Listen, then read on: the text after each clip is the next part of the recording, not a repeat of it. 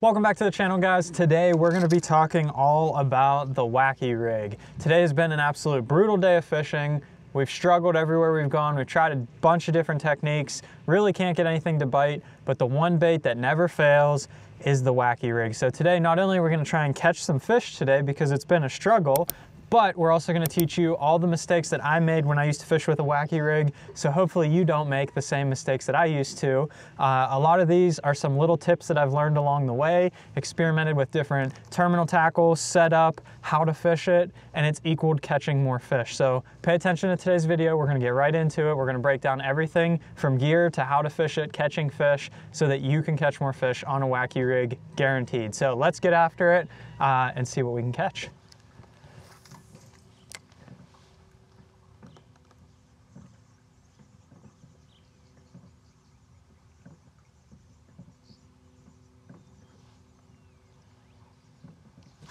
Got him that time. Get out of here. That's a good one. The Wacky rig strikes again. We're gonna get this girl here.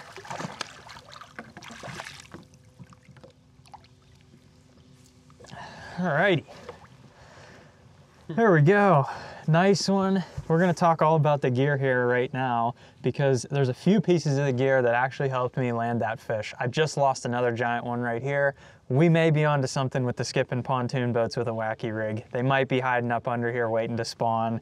We're going to find out shortly. You can see where that hook is right there. If I had a small little Wacky rig hook, like the little circle hooks, I probably would have lost this fish because it would have been hooked up here in the jawbone, and a lot of times you don't get enough meat to actually land those fish. But this VMC Nico hook that I like to use with the weed guards kept that fish hooked all the way to the boat and let me land them. So we're gonna let her go and we're gonna talk all about the rod and reel setup, what's important to know, and how to catch more fish. All right, so I already have mine rigged up, but Garrett's gonna get rigged up here with a Wacky rig as well, so we can try and double up on catching some big fish here.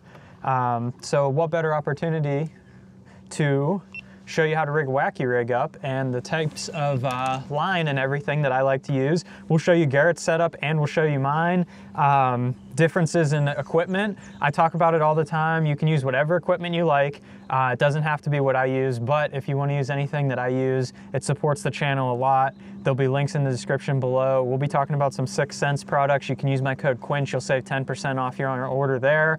Anything else, using those affiliate links helps me out a lot, so check those out below. First thing we're going to get Garrett is a VMC Nico hook. So let's get him one of those. With our rods and reels here that we're going to be talking about, we both have 2 different rods and reels. Really, the most important thing is a fast action tip on your rod, so that when you cast, you can make an accurate cast. So I got a little bit of bend, you can get that sensitivity, but then you have that backbone to set the hook and land those fish, especially on like that. I needed to get that hook through the weed guard into that fish's jawbone and land him in the boat. So my rod of choice right here, I have a Cashin. This is the Ned rig rod. It's a 7-foot fast medium. Literally the most basic spinning rod that you can ever get. That's what I'm using today. My other favorite around docks, I wasn't gonna dig it out of the rod locker, is the 7.2 medium heavy shaky head rod. Either one works, I use them both. Like I said, you really don't need fancy rod and reel, it's not as important. Same with your reel, I just have a 2500 size Shimano Sedona on here. The more important part is your line. So I use Suffix 832 braid. This is in the lime green color and it's gonna be very important. We'll talk about that here in just a second while we fish this bait. But that's what I like to use. This is 15-pound test. Use a high vis braid. If you don't like lime green, if you're worried about it, don't worry. Garrett right here, he's got all white on his. So that's a white braid. He can see white braid fine. So if you like that better, if you like yellow, blue, doesn't matter. Just get something very high vis. That's gonna be very important so you can see what your bait is doing, especially when you're fishing a weightless bait. And then as you can see on mine right here, I have probably about a 10 to 15 foot leader of 8-pound test fluorocarbon. We can go with 10 if you want. Tie it up with an Alberto knot right there. And then this runs all the way down here so those fish don't see that line. You don't have to worry about them seeing the lime green braid. All that's there for is for you to catch more fish so you know when you get a bite. We'll talk through that in just a second, but that's my setup. What we're gonna do now is grab Garrett a VMC Nico hook right here out of my mess of a compartment because we've been trying to figure these fish out all day. And let me get one of these guys. Garrett has the same thing. He has a fluorocarbon leader on his, and he's got the white braid. What's your rod and reel setup? 7-1 medium fast. 7-1 medium fast, and he has a Shimano on there as well, 2500 size. So literally your standard bass fishing spinning rod will do just fine. It does not have to be anything. He's using a 13 fishing Omen. It doesn't have to be anything special. It's probably something you already have if you like to bass fish. So this is a size 1 VMC Finesse Nico hook, so I'm gonna give that to Garrett. That's a weedless, so there's some of this like slime grass on the bottom and stuff like that, and it can come through the grass pretty well. The other thing that I'm gonna talk about is your O-ring selection. So I have used standard O-rings for years, and I will never use them again after I started using these right here. And this is the VMC crossover ring. So that dude right there, you can Nico rig and you can Wacky rig with the same band. And I just landed that fish and my bait is still 100% ready to go, no problem. So doesn't tear your bait up a lot, keeps them on the hook. And I just get a pair of these pliers right here. These are the G7s, but if you just have regular VMC pliers or whatever, just to spread that open and get that bait on the hook there. So let's get a bait. We're gonna talk about baits as well because that's very important too. So let's grab a bait real fast and then we'll talk about that. All right, and then we have the 6th Sense Clout right here. This is gonna be my Senko of choice right now, stickworm, whatever you wanna call it.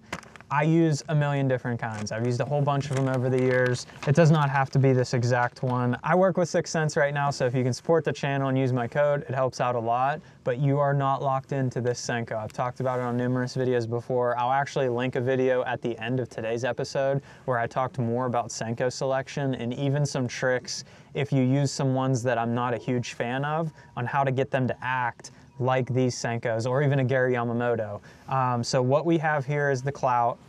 I'm gonna spread this open and I'm gonna put my worm in here and I'm gonna put it halfway up the bait and then I'm just gonna snap it on there so that that's ready to go. I have the clear color, you can use black, it doesn't really matter. The only difference is between this and the other O-rings is with the other O-rings you would hook under the skin and Wacky rig the bait. Your hook would sometimes get parallel with the bait. You might not get as good of a hook set, and it's 1 point of pressure, so when you set the hook, it'll most likely rip through that bait.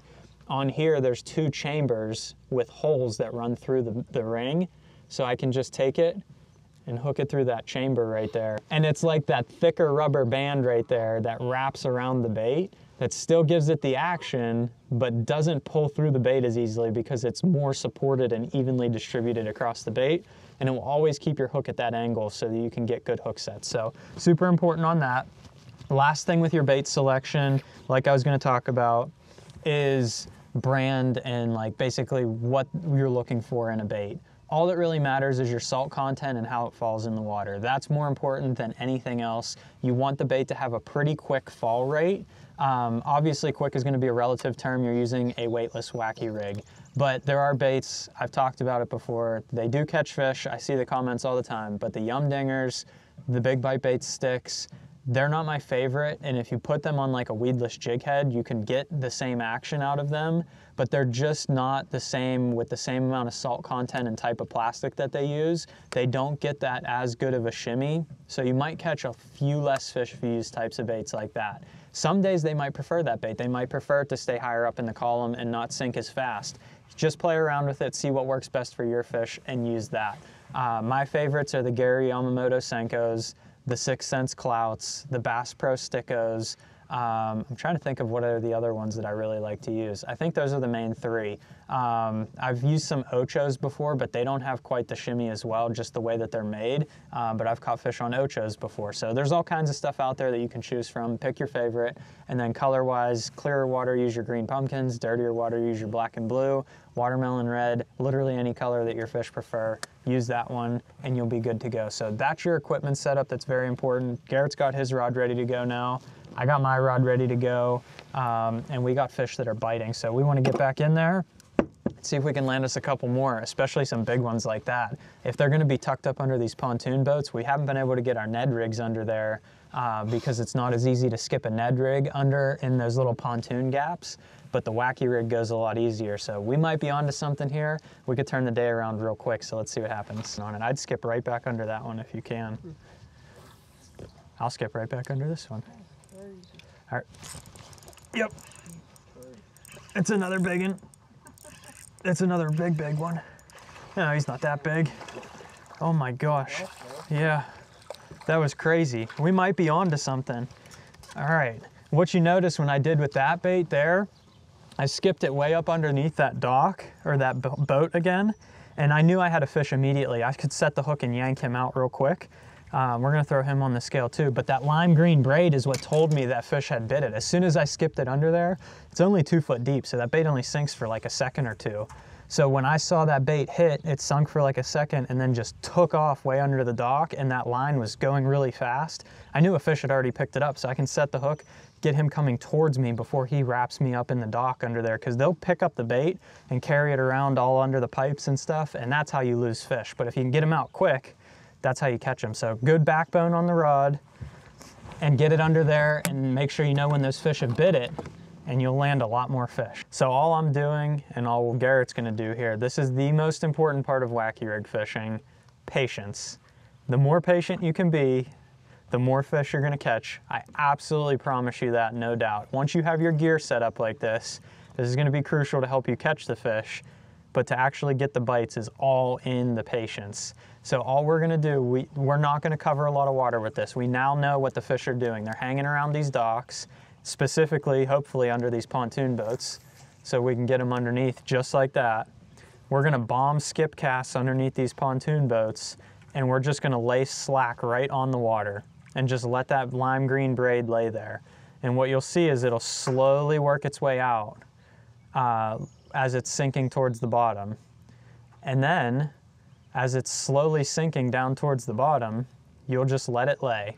Be patient, let it go to the bottom. As that sinks, once that lays slack on the water, I'll pick it up and I'll shake it a few times just to see if any fish is around and interested. I'll lay it right back on the water and see what happens. I'm using my line as a strike indicator.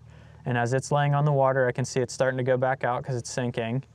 Nothing happened, so I'll shake it a couple more times, and if I don't get bit, I'll reel it back in and make another cast. I will make very targeted casts with it where I think a fish is going to be, but I'm just laying it on the water and letting the line do the work. The bait's gonna do the work, shimmying down. Most of them will eat it on the fall. They'll have it before that bait ever gets to the bottom. You'll see that line shoot off, or it'll go left or right, or you'll see a dart in that bright line, and then that's when you'll set the hook and reel those fish in.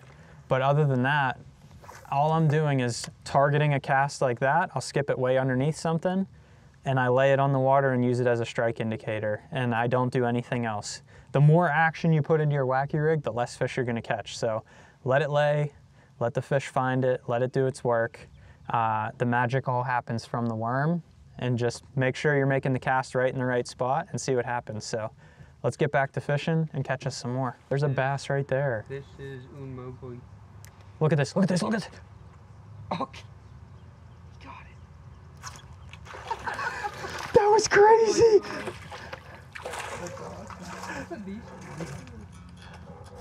No way. That was awesome. I can't even hold my rod. I'm so excited. Talking, yapping.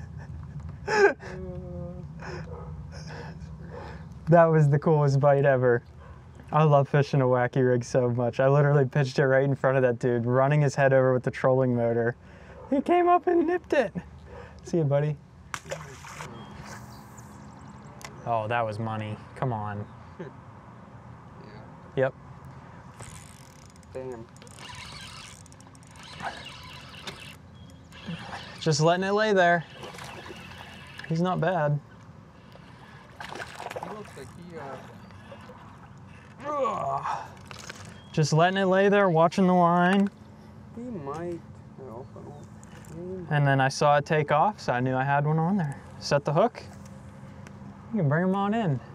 It's all about just being patient and letting it sit where you think the fish are and where they should be. Most often the times, you'll be right. Not a bad one. We'll weigh him, make sure he doesn't help our bag, and then on to the next fish.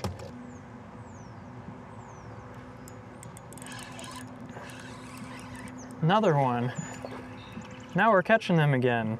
Look at that giant. Drop it in there. Drop it in there. Just drop it down. Oh, oh, Oh, that was awesome. oh my God. That was so cool. Oh my gosh. I hope I got that all on camera. Oh my God, look at that. I That's hope I got nice. that all on camera. Damn. That's what I mean sometimes when those fish get ganged up in the springtime like that. This little one got it first. She was mad that she got it, was chasing her, trying to get the bait out of her mouth, dropped the other Senko, and she turned around and whacked it. This one's not gonna help our bag. This one will. That one will. We're gonna get her on the scale.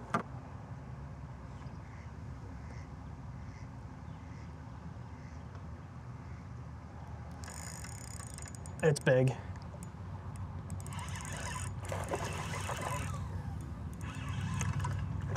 He's not huge, but I'll take him. Come on, buddy. There we go. So like we talked about though, the biggest and most important things are that braided line. I highly recommend not using just straight fluorocarbon or mono. You're gonna have too much stretch, not be able to see what your line's doing and know when you got a fish just like that. Make sure you use the right hook with that long shank to land more fish, and just be patient and let the worm do the work. Let it sit there, those fish will come grab it.